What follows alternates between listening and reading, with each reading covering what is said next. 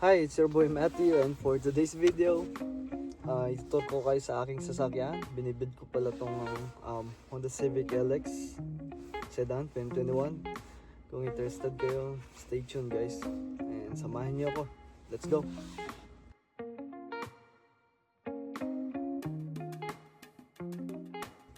Okay, since nasa interior na tayo, bone stock lang interior ko. So, ito siya. Ito yan. As you can see guys, bone stock lang siya. Ayan, wala akong pinago dito. Ayan. Yung headliner ko, hindi pa, parang gusto kong paitim to eh. Pero tsaka na lang. Exterior muna tayo. So, tara, labas tayo. So, let's start sa harap.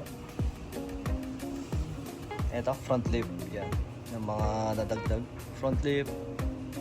Chrome delete. Yan, chrome delete. And white wheels RPF1 from NK. And spring. Pinalowered ko yan. Spring lang siya. And dito sa likod is duckbill. Ito, duckbill.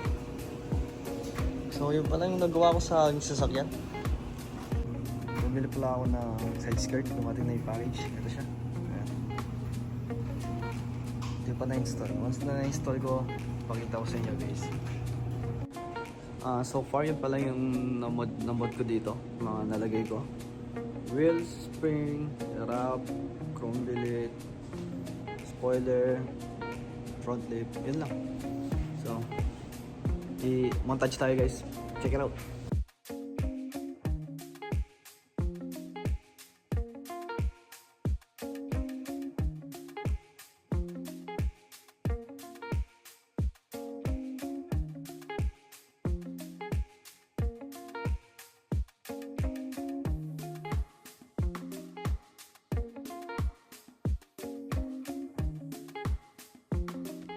So thank you guys, thank you sa panonood.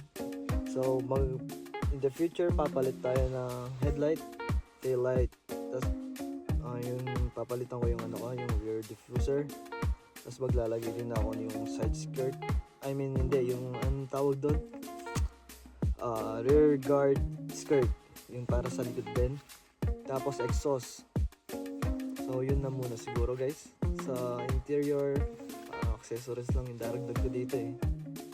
Sa engine, we'll see in the future kung papakilamin ko pa yung engine ko or babayan ko lang siyang stop.